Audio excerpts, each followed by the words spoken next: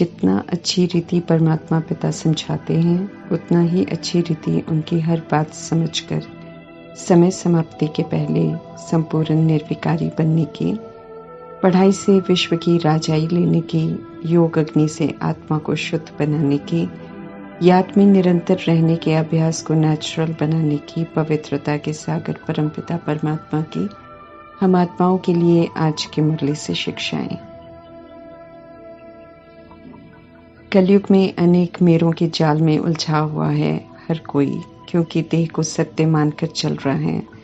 मोह के बंधनों में हम सब भी जकड़े हुए थे। मोह कड़ी बीमारी है कि समझ देकर परमात्मा युक्ति रचते हैं कि मेरे को तेरे में परिवर्तन कर दो, अर्थात बुद्धि से मुझे सौंप कर खुद ट्रस्टी बन जाओ। बेफिक्र बादशाह बनकर श्रेष्ठ मार्ग पर चलो तो श्रेष्ठ मंजिल को प्राप्त कर सकेंगे।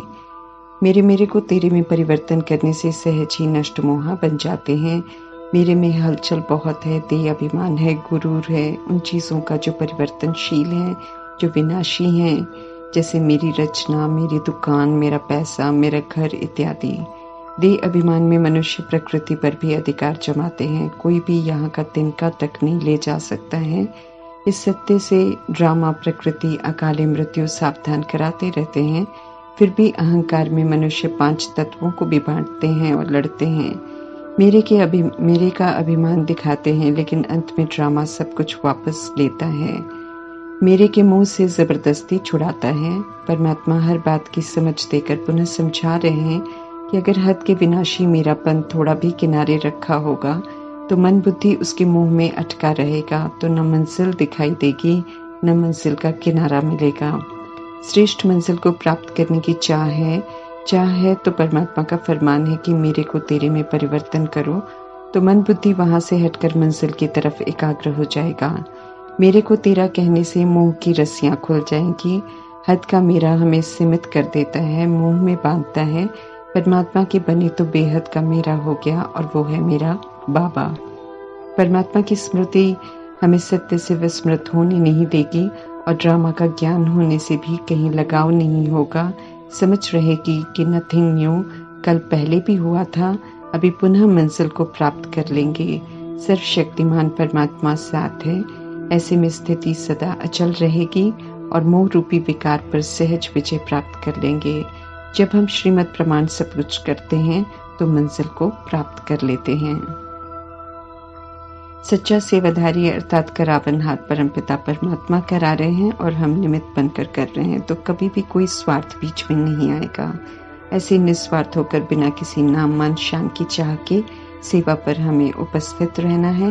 मन वचन कर्म से श्रीमद् के प्रमाण निरंतर सेवा करते रहना है। हम शूद्र बन गई आत्माओं को परमात्मा ने अपना बनाया है, अडॉप्ट किया है ब्रह्मा के द्वारा, फिर से मनुष्य से देवता बनाने के लिए। इसलिए याद दिला रहे हैं परमात्मा कि पावन दुनिया का वर्षा लेना है। ड्रामा को एक्यूरेट जानने वाले परमात्मा स्पष्ट कर रहे हैं कि ये अंत का समय है, इसलिए हमें पवित्र जरूर रहना है। सत्य परमात्मा हर बात को सहज कर करने को कहते हैं और अच्छी बातें धारण करने को कहते हैं, दुखों से जमघटों से छूटने को कहते हैं। लेकिन मनुष्य इस समय ऊंट पक्षी बन गया है, अर्थात अच्छा बनने में भी हिचकिचाता है, आलस्य करता है, अलबेलापन दिखाता है। जैसे ऊंट पक्षी को बोलो उड़ो तो कहेगा पंख नहीं है, और अगर कहो सामान उठाओ तो कहेगा मैं तो पक्षी हूँ। मनुष्य से भी जब पूछा जाता है कि देवता के बजाय हिंदू क्यों कहलाते हो, तो कहते हैं कि देवता तो पावन है, हम पतित हैं। और जब परमात्मा का संदेश देते हैं कि अच्छा पतित से पावन बनो, तो कह देते हैं कि पावन बनने की फुर्सत नहीं है। माया रूपी देह अभिमान और विकारों ने पवित्रता के पंख ही काट डाले हैं। जो भी कहते हैं हमें फुर्सत नहीं है पावन बनने की, परमात्मा उन्हें ऊंट पक्षी कहते हैं। हम आत्माओं को परमात्मा का फरमान है कि ऐसे ऊंट पक्षी नहीं बनना है। जिसने गुप्त वेश में आए हुए बेहद के पिता परमात्मा को पहचान लिया, जान लिया, उनका बच्चा बन गया, तो वर्षे का अधिकारी बन गया। समय है खुद को जानने का, परमात्मा को जानने का। सत्य यही है कि हम आत्माएं हैं। सत्य यही है कि परमात्मा हमारे पिता हैं, मैं उनका बच्चा हूँ। बाकी ड्रामा में तो कई शरीर लेकर कई जन्म लिए, कई रोल में आए, वो तो कर्मा अनुसार थे, विनाशी थे, और वो पार्ट अब पूरा हुआ। ड्रामा का कल पूरा हुआ, अभी सत्य को जानना है, सत्य में स्थित होना है और फिर से हम सबको सत्य बनना है। भक्ति मार्ग में ओम परमात्मा को कहते हैं। अभी सत्य परमात्मा से समझ मिलती है कि ओम माना मैं आत्मा हूँ, शांति माना मुझ आत्मा का स्वधर्म शांत है। बातचीत तो आत्मा शरीर में आकर करती है, शरीर के बिना तो शांत रहती है। हम आत्माएं ड्रामा में आकर अपने लिए शरीर लेते हैं, परमात्मा ड्रामा में प्रवेश करते हैं तो अपने लिए शरीर नहीं लेते हैं, क्योंकि लेने से जन्म मरण के चक्र में आना पड़ता है।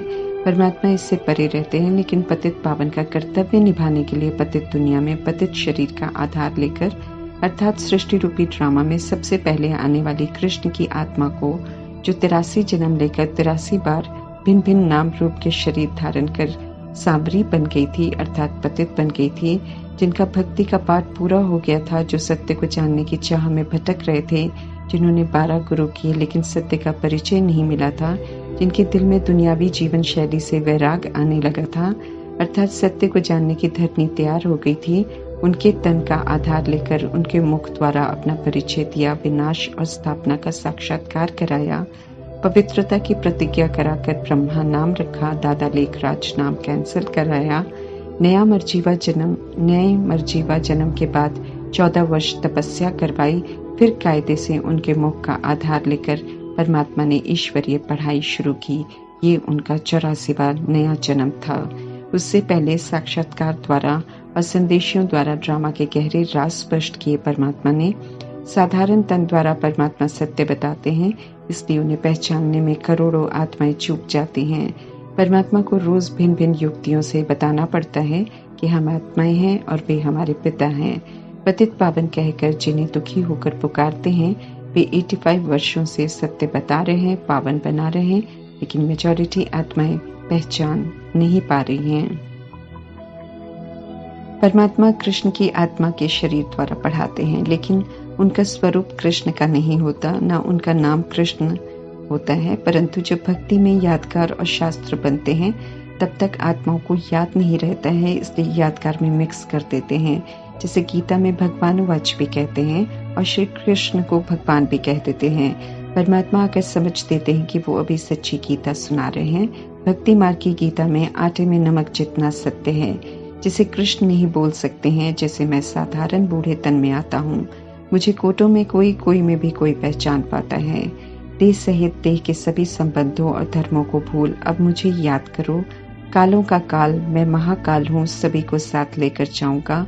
मन को अब मुझ में लगाओ अर्थात मन मना भव हो जाओ और मध्याजी भव अर्थात सुख धाम को याद करो। ये वाक्य श्री कृष्ण नहीं कह सकते हैं, क्योंकि वो देहधारी हैं। समझ देते हैं परमात्मा की कृष्ण तो कृष्णपुरी का सबसे पहला सतोप्रधान प्रिंस है। ये उनके बचपन का नाम है, बड़े होकर स्वयंवर के बाद उनका नाम नारायण हो जाता है। पूरे 5000 वर्ष के ड्रामा में पूरा पाठ बजाने वाली आत्मा है श्री कृष्ण की, जो संपूर्ण पवित्र होते हैं। 20 बार शरीर बदलकर द्वापर युग में देह का भान आने के कारण वे खुद के सत्य स्वरूप से विस्मृत होने लगते हैं और धीरे धीरे सुंदर से श्याम बन जाते हैं अर्थात पतित बन जाते हैं। 83 जन्म पूरे होने के बाद परमात्मा से सत्य परिचय मिलता है तो वे झट से न्योछावर हो जाते हैं और नए 84वें ईश्वरीय जन्म में खुद की भूल को रियलाइज कर पुनः पावन बनते हैं और पावन बनाने की सेवा पर निरंतर हाजिर रहते हैं। परमात्मा उनका आधार लेकर फिर हम आत्माओं को पढ़ाते हैं, गाइड करते हैं। कृष्ण की आत्मा प्रजापिता ब्रह्मा के रूप में परमात्म शिक्षाओं को प्रैक्टिकल में अमल में लाकर संपूर्ण फरिश्ता बनकर दिखाते हैं। परमात्मा के लिए रथ भी बनते हैं, ईश्वरीय पढ़ाई पढ़ते भी हैं, याद में भी रहते हैं, धारणा भी करते हैं और सेवा भी करते हैं। फरिश्ता बनने का नंबर 1 पुरुषार्थ भी करते हैं। इसलिए परमात्मा कहते हैं कि कर्मों में सदा ब्रह्मा बाप को फॉलो करो। अभी हम ईश्वर के बच्चे बने हैं तो अब ईश्वरीय नियमों और मर्यादाओं पर चलकर हमें बाप समान बनना है। यूं तो हम सब परमात्मा के बच्चे हैं कहते हैं, पर जानते नहीं हैं। अभी तो ब्रह्मा मुख के द्वारा परमात्मा हम आत्माओं को संबंध की समझ देकर कहते हैं कि तुम मेरे बच्चे हो, हम भी आपके हैं कहकर अब हमें उनका बच्चा होने का सबूत देना है। सन शोज फादर का कर्तव्य निभाना है और उनसे पूरा वर्षा लेना है। ये 5000 कल्प की आदि और अंत का संगम है। कलयुग जाने वाला है, सतयुग आने वाला है। विकारों की अति है, इसलिए सब पतित हैं। जब अति होती है तो उसका अंत भी होता है। अंत होने से पहले परमात्मा का पाठ चलता है, जिसमें सभी आत्माओं को सत्य असत्य की, पाप और पुण्य की समझ दी जाती है और सभी को कयामत के समय के पहले मौका दिया जाता है पापों को भस्म कर सुधरने का, पावन बनने का। परमात्मा स्पष्ट कर रहे हैं कि विनाश होना है, लेकिन उसके पहले स्थापना का कार्य भी संपन्न कर रहे हैं। परमात्मा जिसमें सभी को निमंत्रण है, पवित्र बनकर स्व परिवर्तन कर श्रीमत पर चलकर स्थापना के कार्य में हमें मददगार बनना है, फिर हम पावन दुनिया स्वर्ग में जा सकेंगे। आत्मा रूप में हम सब देखने में और गुणों में एक जैसे सतोगुणी हैं, इसलिए भाई भाई हैं। संगम युग में जब परमात्मा माता पिता के अडॉप्टेड बच्चे ब्राह्मण बनते हैं, तब भाई बहन बनते हैं। परमात्मा पिता से वर्षा लेने का पुरुषार्थ करते हैं। आने वाली दुनिया सतयुग परमात्मा का वर्षा है। सतयुग अमर लोक कहलाता है, क्योंकि आत्माएं स्व इच्छा से एक शरीर छोड़ दूसरा लेती हैं और पूरे 150 वर्ष जीकर सदा निरोगी रहते हैं, क्योंकि पवित्र रहते हैं। कलयुग को मृत्यु लोक कहते हैं, क्योंकि अकाले मृत्यु होती है। कभी भी कोई शरीर छोड़ देता है, क्योंकि यहाँ आत्माएं अपवित्र हैं, देह अभिमान में पाप करते हैं, इसलिए शरीर बार बार छोड़कर गर्भ जेल में जाकर सजा भुगतते हैं। सतयुग त्रेता युग के 2500 वर्ष में 20 बार शरीर बदलते हैं। द्वापर युग कलयुग के 2500 वर्षों में परमात्मा से मिलने के पहले 63 बार पुनर्जन्म में आते हैं, रोगी बन जाते हैं, डर से और दुखी हो शरीर छोड़ते हैं और दुखी होकर फिर शरीर लेते हैं। देवी देवता पवित्र धर्म से सृष्टि रूपी ड्रामा शुरू हुआ था। जब पतित बन जाते हैं तो खुद को हिंदू कहते हैं, बाकी इस धर्म की स्थापना किसी ने नहीं की है, इसलिए हिंदुओं में अनेकों को भगवान कह देते हैं। कोई श्लोक सुना दे उसे भी भगवान कह देते हैं, क्योंकि इस समय सब पतित हैं और पतित होने से बेसमझ बन गए हैं। सावन के महीने में शिव की पूजा करते हैं, ये भी संगम युग का यादगार है। परमात्मा संगम युग में ज्ञान की बरसात करते हैं, अर्थात समझ देते हैं। हम सब ज्ञान स्नान कर, ज्ञान धारण कर फिर से पावन बनते हैं। दुनिया वाले स्थूल चीजों का व्रत रखते हैं, परमात्मा व्रत रखाते हैं कि काम विकार का विष अर्थात जहर मत खाओ, अर्थात विकारों को नहीं यूज कर अपवित्रता का व्रत रखो। और 1 महीना नहीं, बल्कि हमारे लिए तो पूरा संगम युग ये व्रत निभाना है, और पूरा संगम युग ही हमारे लिए सावन है, ज्ञान की बरसात है। परमात्मा पवित्र देवी देवता धर्म स्थापन करने आते हैं, इसलिए पहला फरमान है उनका कि अब पवित्र बनो। संपूर्ण निर्विकारी लक्ष्मी नारायण से राज्य शुरू हुआ था। विकार के बिना सृष्टि की वृद्धि होती है, इसलिए विकारों के विष को बंद करने का फरमान करते हैं परमात्मा। श्रीमत पर चलेंगे तो संपूर्ण निर्विकारी बन जाएंगे। परमात्मा यकीन दिला रहे हैं हम आत्माओं को। मनुष्य से देवता बनने की ये पढ़ाई है, तो परमात्मा कहते हैं पुरुषार्थ करो। आत्मा को स्वराज्य मिलता है, शरीर तो विनाश हो जाता है। जो यहाँ पर कर्मेंद्रियों पर राज्य कर श्रीमत पर चलते हैं, वे यहाँ स्वराज्य अधिकारी बनते हैं और भविष्य में विश्व की राजाई मिलती है। झूठखंड में आत्मा खुद को शरीर समझकर झूठी बन जाती है। शरीर द्वारा झूठे कर्म करती है तो शरीर भी झूठे हो जाते हैं, रोगी हो जाते हैं। अभी फिर से हम आत्माओं को देह अभिमान और विकारों की मिलावट जो हो गई है उसे समझ से छोड़ना है और बेदाग हीरा अर्थात आत्म अभिमानी बनना है। खुद को शरीर समझना सबसे बड़ा झूठ है, और फिर शरीर समझकर सब कुछ करना तो झूठ ही झूठ है। इसलिए दुनिया झूठ खंड बन गई है। अभी सचखंड में हमें जाना है। तो आत्मा हूँ, सतोगुणी हूँ, परम धाम निवासी हूँ, मैं परमात्मा की संतान हूँ।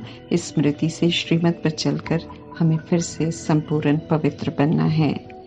शरीर खत्म होने से पहले आत्मा को गोल्डन एजेंट बनाना है। योग अग्नि से पवित्र बन जाएंगे। हिसाब किताब चुकता कर लेंगे तो सजाओं से हम बच जाएंगे। नहीं तो 800 करोड़ की आबादी को पवित्र तो बनना ही पड़ेगा, और शरीर में रहते हुए ही बनना पड़ेगा, लेकिन सजाओं के द्वारा। ये परमात्मा स्पष्ट कर रहे हैं, क्योंकि आत्मा पवित्र बने बिना न घर जा सकती है और न नई दुनिया में आ सकती है। जब आत्मा और शरीर दोनों पवित्र होते हैं तो देवता कहलाते हैं, और जब दोनों अपवित्र होते हैं तो फिर असुर कहलाते हैं। जितना परमात्मा की याद में हम रहेंगे उतना तप कर निखरेंगे, और ज्ञान रूपी सूप से परमात्मा आत्माओं को धो रहे हैं तो जितना उन्हें याद करेंगे उतनी आत्मा साफ होती जाएगी। इस समय परमात्मा आत्माओं के लिए धोबी भी हैं तो सुनार भी हैं, निखार रहे हैं बशर्ते हम उनका कहना माने। कृष्ण की आत्मा ज्ञान रूपी माखन का पूरा सेवन करते हैं, धारण करते हैं, इसलिए उन्हें संपूर्ण स्वर्ग की बादशाही मिलती है। यादगार में कृष्ण को स्थूल माखन खाते हुए दिखाते हैं और उनके ही मुख के अंदर में पूरे विश्व का गोला दिखाते हैं। कथाएं बनाने वाले ऐसा दर्शाते हैं, परमात्मा आकर उसका आध्यात्मिक अर्थ बताते हैं और कहते हैं विनाश से पहले श्रीमत पर चलकर श्रेष्ठ विश्व के मालिक बनो। निराकार राम परमात्मा हम आत्मा रूपी सीताओं को रावण रूपी देह अभिमान और विकारों की जेल से छुड़ाने आए हैं, तो हमें भी देह अभिमान और विकारों को छोड़ रावण की कैद से बाहर निकलना है। विधि ही है श्रीमत पर चल, अब पुरानेपन को यूज नहीं करना है, बदले में ईश्वरीय संस्कारों को यूज करना है। इसी से आत्मा पुनः स्वतंत्र हो जाएगी। दुखहर्ता सुखकर्ता के बच्चे हैं हम, इसलिए सत्य से परिचित कराकर सभी को आत्मिक सुख देना है। परमात्मा से विस्मृत करना, असत्य मार्ग दिखाना, जिससे आत्मा की शक्ति घटती है, दुख देना कहलाता है। हमें ऐसा दुख किसी को नहीं देना है, किसी को भी विकारी जीवन अपनाने का रास्ता नहीं बताना है। 5 विकारों का दान देंगे तो दुखों का ग्रहण छूटेगा, सद्गुणों से संपन्न देवता बन जाएंगे, सुख धाम के मालिक बन जाएंगे।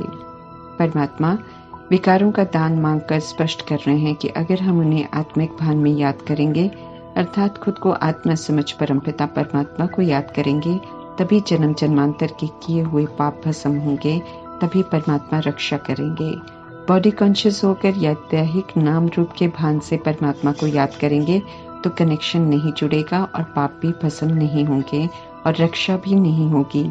इसलिए आत्मा हूँ, परमात्मा का बच्चा हूँ का पाठ पक्का कर आत्म अभिमानी बनना है।